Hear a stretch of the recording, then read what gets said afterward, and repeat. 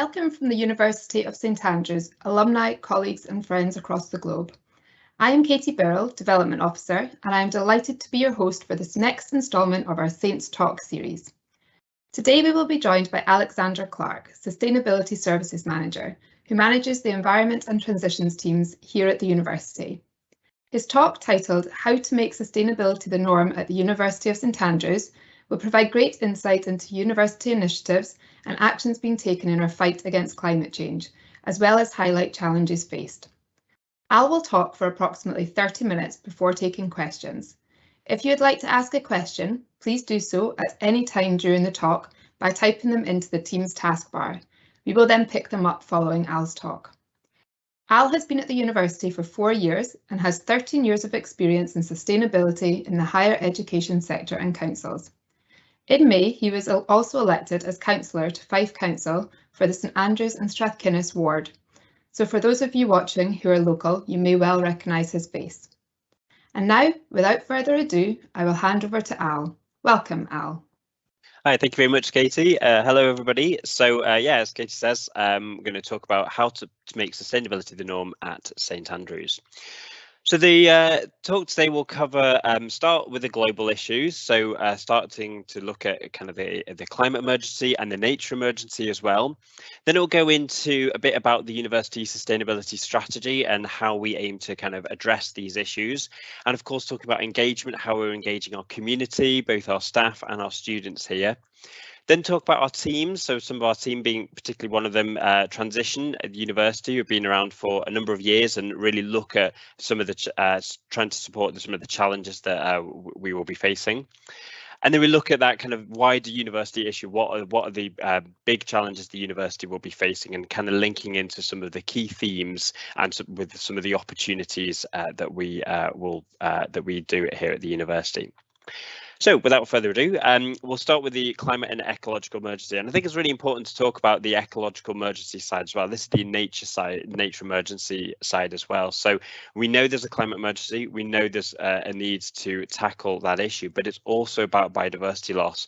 And the World Wildlife Fund have encouraged organisations to try to go nature positive by the year 2030.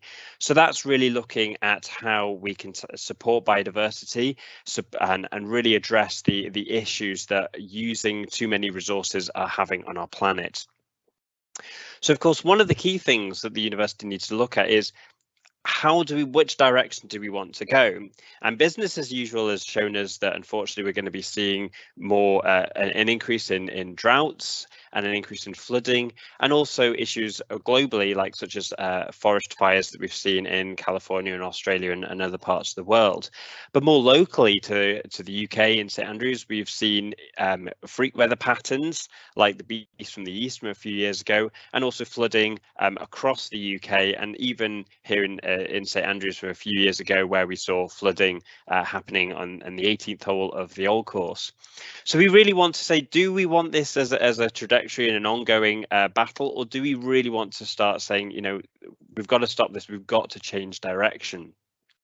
But also when we look at the ecological emergency, if everybody in the world lived like the average person in the UK, we would need the equivalent of 3 planets worth of resources in order to sustain ourselves.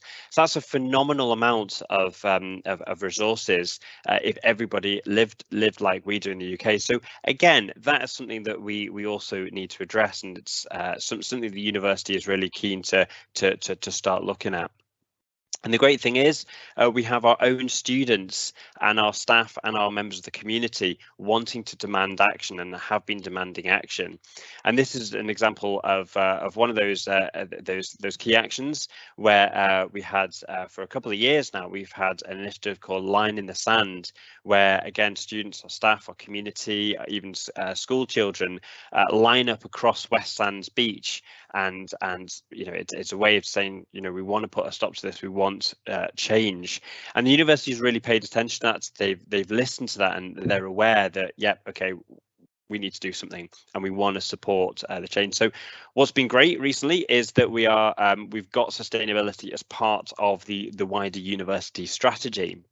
So as well as being digital, and as we've seen with COVID, the need for kind of more home working and more online and digital resources, we've seen, you know, the university take digital and want to and push that further.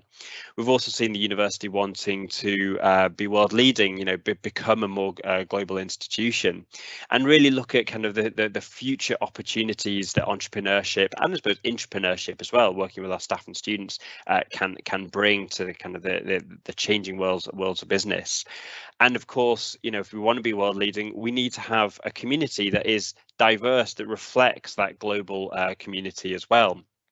And then finally, having sustainability as part of that as well, and really to help address those emergencies and those challenges that sustainability have. So the underneath the sustainability pillar, we have three key goals, or three key ambitions. And the first one is net zero. That's for all greenhouse gas emissions by 2035. So not just on carbon, but all greenhouse gas emissions.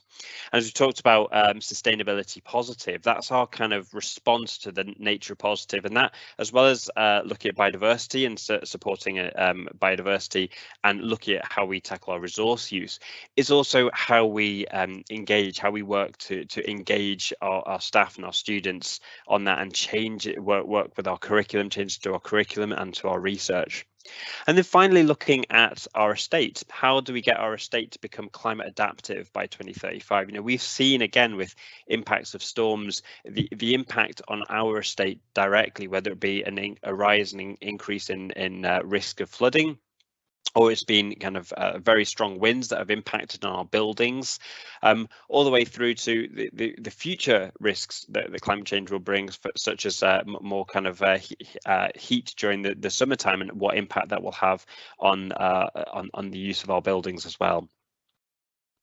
So here it is, there are sustainability strategy. You can see that on our website. And the great thing is that, you know, overall, I suppose the overarching kind of line from this is that we want to have a net zero impact by 2035. So ahead of the UK and Scottish government. So that really means that we need to be ahead of that legislation and really kind of be leading from the front as well. And so the university introduced a environmental sustainability board, and that's really to look at the progress the university is making, but also you know, what else we can do, and bringing some new ideas. But that really, it meant that we need to kind of look at working with a whole community. It couldn't just be a select few, whether it be within our environmental team or our senior team. It had to be, you know, across the whole of the community of the university. So we have working groups set up, 5 in fact, to look at some key areas of sustainability. So the first one is getting our students and our community and working together to look at what opportunities and what solutions they can do to support this agenda. Looking at teaching, so we have a group called Sustainability in the Curriculum, which really looks at how we address sustainability within our teaching, and of course within our research as well. What research opportunities can we do at St Andrews to help address this issue? And then the last two are about looking at kind of our operations and how we can adapt to the changes, and that's also looks at that embedding that engagement and behaviour change as part of that. With our final one of estates, energy, environment, so that's again looking at the fabric of our buildings and our wider estate as well. So I just want to touch on the engagement side, because all of this is great. But you obviously need to ensure that you make sure that you're engaging that, and that's one of the key things the university has felt. Well, there's no point in having a nice glossy strategy and document if we're not addressing and talking to our community as well. So on the engagement side, we've really worked with at the beginning, before students even arrive in St Andrews, embedding this within the kind of the student journey, if you like. So first of all, before they matriculate, they have to do a module called Training in Environmental Sustainability Action. Quite a mouthful, I know, but TESA for short. And that module really looks at some of the some key opportunities and key actions that students can take directly when they first arrive in St Andrews. So they know, for example, where they can hire a bike, how they can eat sustainably, how they can get support with energy initiatives, and where they can find out about how to deal with their waste more as sustainably as possible.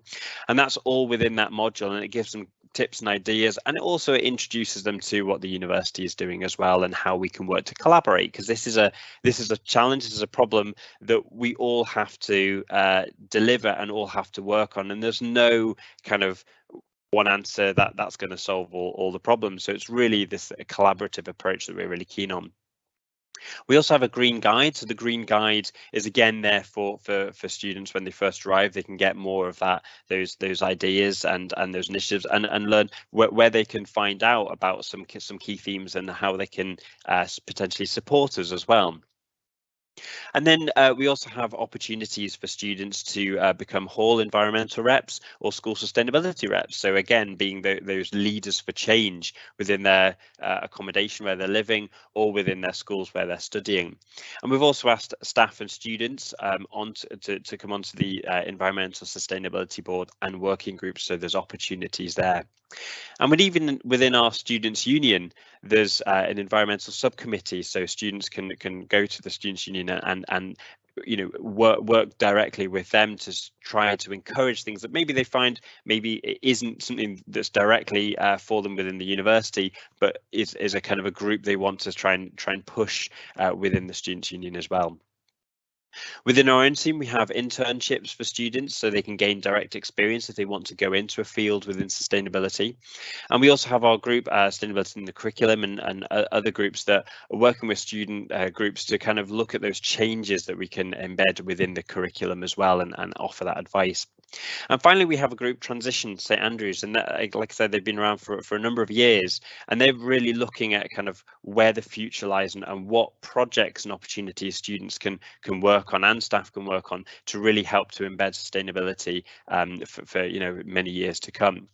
Now, this is a collective group of students. It's open to residents and members of the community as well as our staff. And it's sort of part within the university, but also a community interest company. So it is kind of got that kind of community focus, and it works very closely with other collaborative groups within the community. There are many events throughout the year and it engages many people across the town. But it's led by students, it's chaired by students, it's led by them. They get to kind of choose what projects they want to do and they want to work on.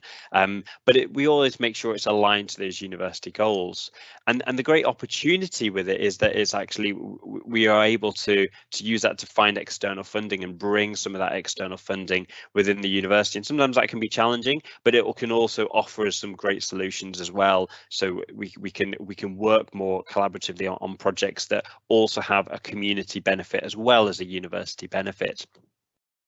But the key focus is always on all these projects is what's the climate reduction impact? What impact do all of them have? And some of them can be really high all the way up through to cycle routes and kind of shared use paths from kind of St Andrews all the way through to Crail, for example, all the way through to kind of more engagement sides such as our Green Film Festival, which is there very kind of easier to do than obviously a cycle route might be, but also is a great opportunity and a great way for us to engage with a number of students in a quick way on certain issues on sustainability. But we still have challenges. We still have major challenges, and whilst emissions from power are beginning to fall quite quickly, other sectors are still fairly flat right now. We're still flatlining on certain areas. And although we've seen a bit of a dip with transport during COVID, we have seen the issues of resources, people buying more, particularly during COVID. So, in some areas, industries are going up as well. And that's really reflective of the university's own carbon footprint as well, where we've done some great work on tackling that electricity and our gas and introducing the biomass. That's helped to reduce some of our emissions, and even business travel as well has also started to decline. But we have a big challenge with this procurement. It's the stuff we buy, it's the things we use, it's our consumption patterns, it's that kind of model of that kind of cradle to grave, where you buy something and then you kind of discard it, rather than a more kind of circular economy approach of kind of sharing and reusing those items. And that's really a big challenge for us, and it's a big challenge globally as well, of how we change and how we embed positive changes into our operations. So I'm just going to touch on some of the key themes on some of the areas of what we're specifically are doing to try and address some of these issues. So the first one we'll cover is travel, and one of the key things with travel, obviously we've probably seen with COVID as well, the huge increase in video conferencing and the opportunity, but also the need for that. But we fundamentally try to adopt a sustainable travel hierarchy and try to encourage this, where, you know, if travel is a necessity, then is there an option, and you know, how do we make more active travel an easier option, as well as then obviously public transport, but really trying to address that active travel option before we go down through the use of kind of to car use, and then obviously a single occupancy car use. So even encouraging the likes of shared car clubs as well.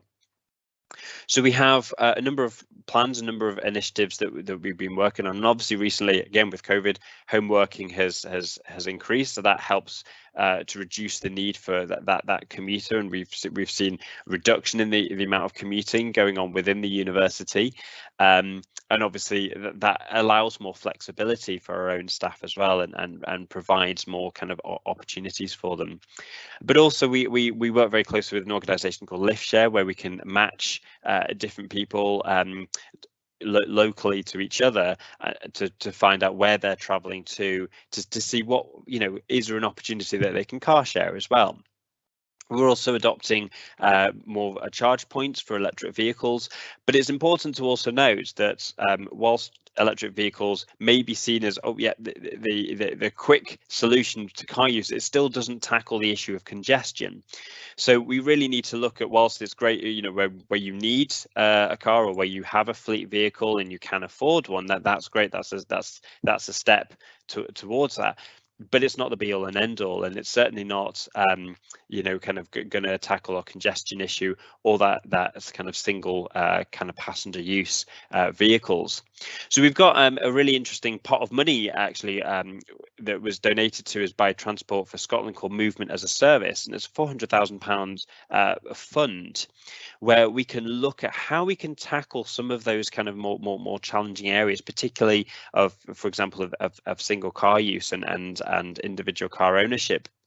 Looking at how we can introduce more kind of car clubs and shared car schemes, as well as looking at digitalization of travel, how we look at how to make public transport more attractive, more easier to kind of navigate, as well as obviously encouraging the active travel route of kind of shared cycle routes as well. So this is some funding that we're really kind of a test bed for, working with Transport for Scotland and also Fife Council, and but the university being a kind of a leader within this, and how we can sort of support St Andrews to look at some future opportunities.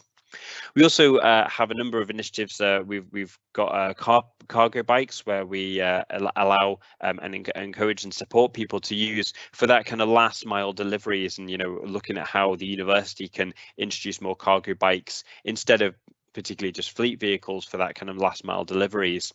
And we use that currently right now in a student food cooperative called The Tree, where we deliver kind of organic food for people to come and pick up, and we use cargo bikes for that transportation to help with that. And we want to increase that, increase more of that usage across the university. In terms of cycling, we want to make cycling as accessible and as easy as possible for people. So even right from the beginning, before students even arrive into the university, they've heard of bike pool, they know what it is through the matriculation module TESA, and they can see that actually we have a number of bikes that we can give to people on as a kind of a rental basis for a year, if they're here for a year or a couple of years, or however long they want it for, as an easy access route to get around St Andrews. And that tries to help to discourage the need to bring individual transports, but it also allows people the opportunity to get around St Andrews really, you know, significantly easier. But as part of that package, we also encourage kind of maintenance. So we provide more kind of maintenance support and bike training, and also kind of route maps such as the Go St Andrews website, which helps to kind of show people the easy access and safe routes as well. And one of the challenges that we have to ask ourselves as a university, do we need to introduce parking levies to kind of manage that parking? And that's a big challenge. It's not going to be answered on this call at all, but it's certainly something that, is that something that do we have to do? How many carrots do we have to do before that kind of stick approach? And is that the right method to go down or not? That's certainly something the university needs to ask itself as well. On our energy side, so we've done a number of projects on the energy side, particularly on the smart campus energy efficiency schemes, such as introducing a district heat network into town, introducing kind of more efficient appliances and LED lights in our buildings, all the way through to our building management systems, so we can kind of control the heating within the buildings kind of virtually. We have a biomass energy centre. We've had that for a good few years now, and that's a great way of kind of weaning ourselves off our reliance on gas heating. And also, obviously, clean energy generation is a kind of a key focus for us. And many of you on the call will probably have heard of Kenley Wind Farm, which is a kind of a scheme the university is still keen to adopt. It's still keen to address. We've got a few issues that we need to tackle with that still, with the Ministry of Defence. But fundamentally, we've still got that planning permission. We've got full backing and support from across the university and across various partners, and even our own kind of member of parliament even spoke about it in parliament to kind of address some of those issues and trying to support us.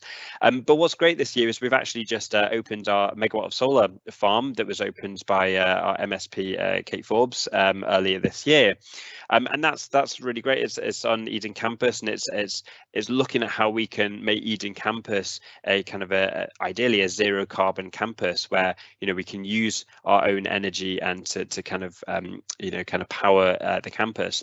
Part of the key aspect of that is to introduce battery storage, so we can use all that solar energy for all the buildings, particularly during kind of that peak energy demand. So that's really one way of helping us to reduce carbon even further, is reducing our dependence on kind of peak energy at times when, particularly 4:30 to 7:30, when energy use is at its absolute highest. And that's certainly something we want to kind of, Eden campus is our kind of test bed for these opportunities and trials to see if it's successful and how it works. What's the learning from that, so we can try and look at that across the main campus as well. Our procurement team have been very busy, working really hard to try and embed sustainability into our contracts as well, and various things that they've been working on. But some of them have been looking at other aspects, have been looking at how we reduce our travel budget and challenge that external travel booking. So again, we can manage our own carbon. We know how much carbon we're producing from external business travel. We're also looking at opportunities of how we kind of trial remanufacturing, working with kind of small to medium-sized enterprises and community interest companies such as Kinross Wooden Products Company to try and remanufacture some of our own furniture, existing furniture, particularly through things like our town centre moves, so we can bring back some of our old furniture remanufactured, so we can encourage more reuse. And that's something that we've got to work on a bit more. It's certainly something that's it's still in very much the trial stage, but it's something that I think the university is very, very keen on kind of helping to reduce that need to buy new all the time. We're very proud we've been a fair trade university since 2006, and more recently in 2021 we got that accreditation renewed. We also won an award back last year for our commitment to fair trade, and that was recognised by the Scottish Fair Trade Foundation. So we're really pleased with that, and we're continuing to try to support that. And more recently working with a group called Uni Green Scheme to provide a kind of a bit of a challenge with labs when you've got old bits of equipment that we no longer need but are still working. And what do you do with these very bespoke pieces of equipment that maybe there's no demand for in and around Scotland or even in the UK? How can we reuse this, and how can we donate this to potentially other universities globally who may need that equipment? And again, that helps us to reduce that kind of simple, right, okay, we'll just scrap it, and we're helping to support the kind of the university kind of learning community. On biodiversity, we've been really working hard to kind of help to tackle this ecological emergency pillar, if you like. we've been updating our strategy and action plans for 2022, and we have a working group looking at what kind of opportunities and achievements that we can do for the years ahead. But our students have been really keen on this agenda, and a couple of years ago they embarked on a scheme called the Hedgehog Friendly Campus to try and make our campus more friendly for certain biodiversity species, and they continue to kind of encourage and push the university in this direction. And we've been very pleased with the initiative called Meadows in the Making that has started just over the last year or so, where we've working with not only with the university sites but also across northeast Fife to look at how we can create more meadows, more kind of opportunities to change that view of grassland management. So rather than consistently mowing meadows, we actually kind of leave it to naturally grow, and then cut it and kind of encourage more wildflowers to kind of develop to support that kind of the butterflies and bees and insects that will benefit from that. And that's been a kind of bit of a long-term initiative. Some of you may have seen it on campus over the last kind of year or so. But overall, the main aim is to, again, help to reduce that fuel consumption, the carbon emissions, and to boost kind of biodiversity within our own campus, as well as providing an opportunity for health and well-being. You know, it's nice to look at, it's visually pleasing, but it's also helping to reduce kind of the impacts of, for example, air pollution, and helping people to reduce stress within the campus as well.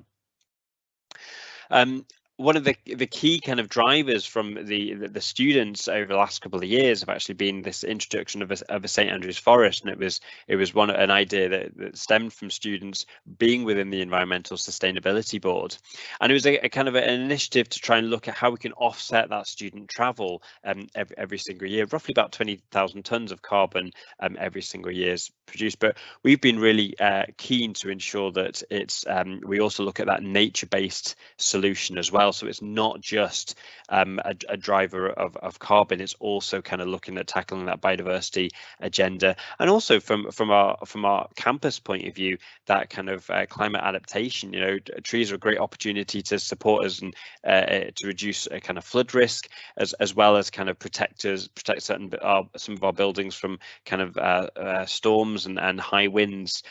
So you know, this is a great opportunity. We've already seen kind of four planting areas on campus, with Eden campus being kind of one of the key ones. It's got about 8,000 trees recently planted on it within this last year as part of the forest scheme. So we're really proud of that, and we really want to push that forward. On the food initiatives, it's been something that Transition have really kind of been leading over the years, and we've really tried to encourage and support kind of learning on kind of food growing initiatives with our community gardens and our edible campus. So we have a number of edible campus routes across the campus and across the town, and more recently we've introduced an orchard, an Olympic orchard in time for the Olympics, across from David Russell Apartments down through to North Hall. But again, as we mentioned about the TRIAR Student Food Cooperative, they've been really key to kind of help to engage people with kind of responsible food purchases as well, and trying to encourage more kind of supporting local farmers and organic farming within and around Scotland and the UK, and try to encourage that kind of opportunity. But our own residential business services have been really kind of driving this agenda as well, more recently in particular, with a number of the halls now kind of moving towards 60% of all their food being plant-based, that helping to reduce that meat reduction. During COVID, unfortunately, we had to have a lot of compostable packaging, obviously because of COVID and the kind of the legislations there. But overall, what that has helped us to do is that at least we've moved from disposable packaging to compostable. We ensure that we've got kind of recycling bins across the campus, to ensure that people can at least kind of responsibly kind of remove their waste more reliably through composting their kind of their unwanted packaging and items. We've also been introducing reusable cutlery and crockery in halls as well, and that's been something that we've wanted to do over the number of years. And looking at how we kind of localize our food sourcing as well, so increasing our local spend by 60% actually, or up to 60% of our food. And finally, actually, one thing I want to really look at is more recently we've had a vertical farming trial just done in our halls recently. So this is again looking at how we can really localize that even further by looking at vertical farming within our own campus as well. And that's sort of been something we've just been trialing over the last year. So our last theme is kind of a waste, and really one of the key things I want to touch on with waste is that change from moving from kind of waste to the need to change it to a circular economy. You know, need to really look at kind of the strategy for Scotland is that we want to drive this kind of change towards kind of waste avoidance overall, and really kind of looking at our resources being kind of more kind of reusable and that opportunity. So the Scottish Government have a number of kind of targets for 2025, including implementing a ban on organic material going to landfill, ensuring that 70% of all our waste is being recycled, but overall that waste being reduced by 15%, with food waste by 33%. But as you can see, we have a bit of a challenge ahead of us, because not everything can be recycled, not everything we use can be necessarily kind of go to kind of be recreated, and there's a bit of a kind of a sense of maybe, you know, we are seeing high levels of contamination. People aren't that as tuned up with recycling quite as much as they once were, and partly it's because we have too many resources. You know, we're using too much. And I quite like this cartoon, so I kind of put it in there just to kind of make a point that, you know, in a way, it doesn't matter how many resources we have. If we don't know how to use them properly, it's never going to be enough. And that's a classic example when you look at things like, you know, disposable coffee cups. The average time one to use is about 10 minutes, and then it's discarded, and, you know, it's just left in landfill, or for example, a plastic bag. Life of plastic bags about 3 to 4 minutes before it's discarded. So again, that emphasis on that waste prevention, waste avoidance is key. So what have we been doing in the university? Well, one of the key ones is been looking at this kind of food waste reduction in halls.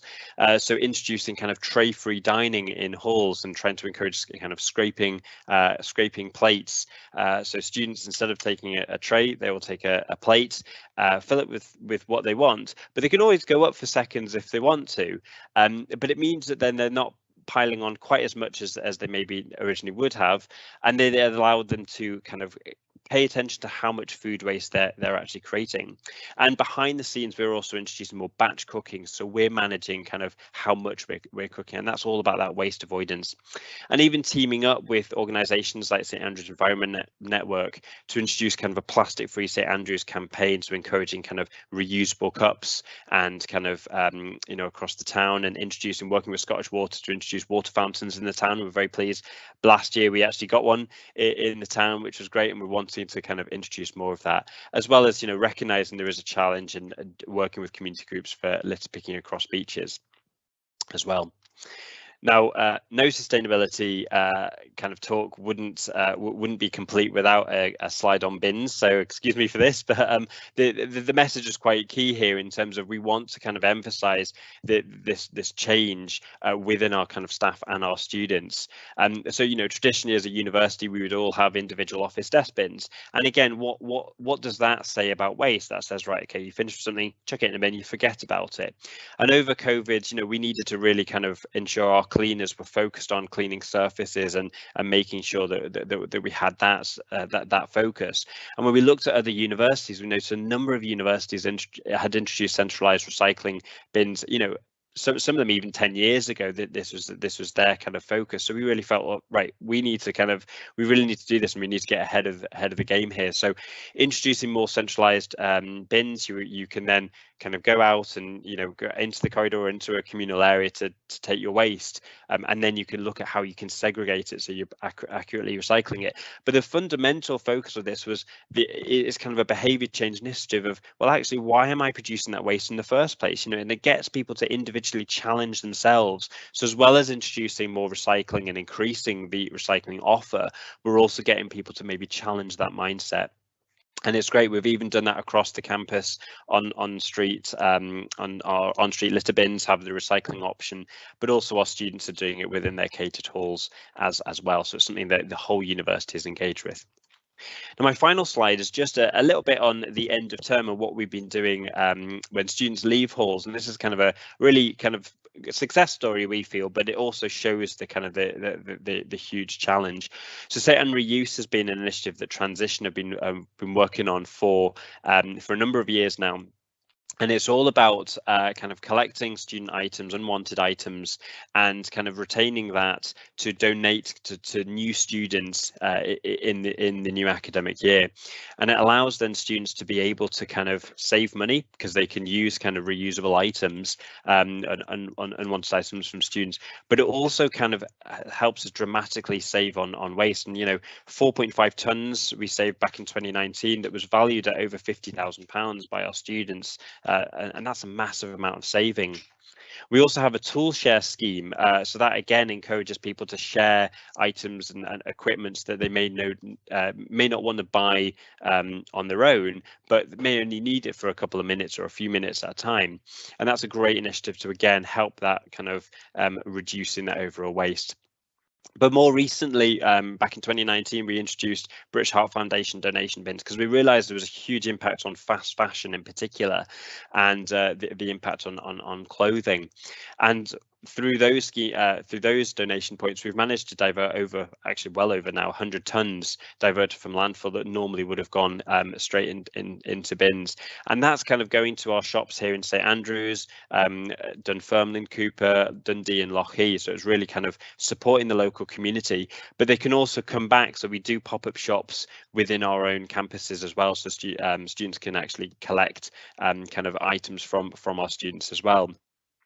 And with some of our halls, one of our halls, Albany Park, that closed back in 2019, we managed to donate a number of unwanted items, furniture and electricals, which raised the charity over £21,000. So all of these, and with the average kind of yearly kind of donations of around about over £50,000 they're generating from this, is a win-win situation, because that money is going back into funding kind of life-saving research into kind of heart disease and challenges that heart disease brings. But it also is a kind of a great opportunity for us to kind of avoid that waste and actually try to bring in more of that circular economy approach. So that I'm going to just stop there. That's our menagerie of contact details. So we have quite a few kind of teams, but fundamentally, yeah, if you remember standrews.ac.uk/sustainability, that'll take you to all our kind of different projects and direct you to all the different things that we're doing. So thank you very much, and very happy to take any questions. Thank you so much, Al. That was really, really interesting. Certainly, you've managed to do a really good job at condensing an awful lot of work into a half-an-hour presentation, so well done for that. And yeah, a few of those things there, I'm proud to say that I've been involved in as well. So I was actually just speaking to someone with about the tool share just today. So yeah, hopefully they will get in touch and use that. And I also helped plant a tree up at Creighton Park. So really enjoyed doing that. But yeah, so much going on there.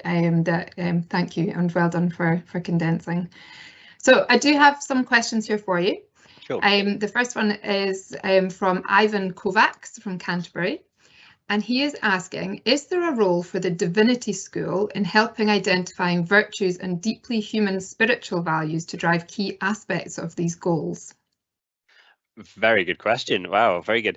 Well, yeah, absolutely. And I think what's great is that we have our sustainability in the curriculum boards that work with all our schools to try and encourage and try to look at ways that we can embed sustainability. And one of the great things, actually, they've got a scheme called the Golden Dandelion Award Scheme, which actually encourages modules to kind of embed sustainability, and then the opportunity for them to then kind of get accreditation and recognition for the way they do that. And I believe actually we do have a couple of modules from Divinity who've actually gone on to kind of be recognised with that scheme. So we're very pleased that actually, yes, some of that is already happening, which is great. And what we'd say is we just keep encouraging it. We keep wanting to see more, but it really shows that actually sustainability can be embedded in everything. It's not just the expected School of Geography and Sustainable Development. This is really kind of covers every single school and department. So it's wonderful to see schools doing this, and it kind of helps us to show that to other schools that maybe kind of, we can try and encourage them as well. So yeah, absolutely. Excellent. Thank you very much for that, Al. And the next question here I've got from Jimmy. It's got a bit of background to it, so I'll read that out first. So it says, "Hi, I have a question surrounding the biomass. Some background pre-question for context. Recent research states that the waste and sequestration argument is being challenged due to the timeline meaningful for the climate, and that a new carbon debt is required year on year, and it is being stated in some journals that it isn't a sustainable process for the climate. Research also states that the rate of burn or amount of wood required releases a substantial carbon dioxide 300 to 400% more than gas into the atmosphere, and to be absorbed by trees is potentially not a realistic sustainable process, again due to the timeline. I appreciate it is good for job creation and better than using fossil, however research states it is not as good for the climate as first thought. The question. So firstly, does the university have any other plans to mitigate against this research with the biomass, or are they looking to ensure the wood sourced is of the best quality possible? And secondly, has research taken place to ensure that there are sufficient forestry residues available compared by the amount of fuel required by the biomass industry? So I'll just publish that question now, so you should be able to see that as well. Yes, fantastic. It is, yeah, quite a long one for you. Sure. I'll just open up the Q&A so I can hopefully see it somewhere. There we go. Yeah, so very good question. So first of all, yeah, I agree, actually. Yeah, biomass isn't, there's a lot more research now on it, and I think we've obviously had a commitment a number of years ago that we will go for biomass, so we need to make sure that it is as sustainable as possible. So we do actually get all our wood from Scotland, and that is something that we wanted to initially have a plan to have it within a 50 kind of mile radius, but half of our 50-mile radius is the sea, so that is a little bit more challenging. So at least we're able to say, right, it's just in Scotland. However, in terms of the gases emitted, we are working with some of our researchers to look at kind of how we can kind of reuse that, so potentially kind of capture that for hydrogen research in particular, and kind of looking at ways that we can use Eden Campus as a kind of a research beacon for kind of new initiatives for that as well. But I think it's important to mention that, yeah, that is, the great shouldn't always be the enemy of the good. And I think part of that is that, yeah, absolutely, biomass is not perfect, but our initial the other option was gas, and I think even now we're seeing with kind of the gas crisis in Europe, that's from a not only sustainable point of view but financial point of view as well, we're seeing kind of our energy costs rise quite significantly. Now, thankfully, we are protected by being in a kind of a wider kind of procurement framework within Scotland, so we are a bit protected by this pricing. But fundamentally, we wanted to move away from gas, and that was at the time one of our only options. We do have other options we're looking at through sort of ground source heat pumps and looking at opportunities for funding there, and we've got a development framework that one of my colleagues is working on to look at kind of how we can redevelop the campus to look at new opportunities and new technologies, so we don't always need to rely on kind of one source of heat either being gas or biomass, but a myriad of different solutions. I think there was one last section. What was the last part of that question again? That was so I can't seem to find it here at the moment. Has research taken place to ensure that there are sufficient forestry residues available compared by the amount of fuel required by the biomass industry? So that question, I will have to go away and find out the answer to of that specifically. I'm sure we will have researchers that have been involved with that, so I'm afraid I won't be able to answer that or give a reasonable answer to that one, I'm afraid. But we can certainly have a look at it, and if you want to contact us, we could certainly find out that and give you an answer in due course for that one. Thank you, Al. The next question I have for you here is from Sarah, and she has said, are there ways for alumni to be involved in helping out with this amazing work? Oh, fantastic. Absolutely. Yeah, definitely. Always opportunities. So, you know, whether within the community or kind of, you know, obviously transition work very closely with it within the community, but also kind of out with the university. You know, we do have kind of support, particularly with St Andrews Forest, by kind of, if the university is keen to kind of plant trees wherever they possibly can to sort of recognise the impact of kind of our kind of need to offset. So I think that's certainly one angle. And also, yeah, I mean, I suppose it depends on you know what are you interested in, and yeah, if you'd like to get involved, we'd be very keen to hear from you, because there's I mean I could go on for another kind of few hours on kind of all the different opportunities that you could potentially get involved with. So it might be worth, again, if you want to kind of get in touch with us directly, I'm sure we'll be able to kind of have a bit of a chat and see kind of where your interests lie and what that could do with. But yeah, always keen for support and always keen for some help. So yeah, that'd be wonderful. Thank you for that, Al. John now, he has asked, so this talk is focused on environmental sustainability goals, but does the university have any strategy for the other sustainability goals? In other words, social and governance metrics? Yeah, absolutely. Very good question. Yeah, and that's certainly something that's particularly social justice is a very key one for our students as well. So actually, yeah, originally the initial university strategy was that we had social responsibility as part of that. Now that hasn't gone away. You know, we want to have social responsibility embedded into everything that we do, and I think you're absolutely right. That is a really important goal. So, whilst the sustainability pillar that I was talking about was very much on the environmental side, obviously being part of the environment team, I will be focusing on that, but we are very much aware that, you know, there is the kind of the social responsibility angle, the community engagement angle, responsible investments, and also kind of the social justice. So we do quite a bit of that, particularly on the kind of the fair trade work that we've done, and you know, more recently with our kind of fair trade accreditation. Although when I talk about fair trade, people think of kind of chocolate bars and tea and coffee.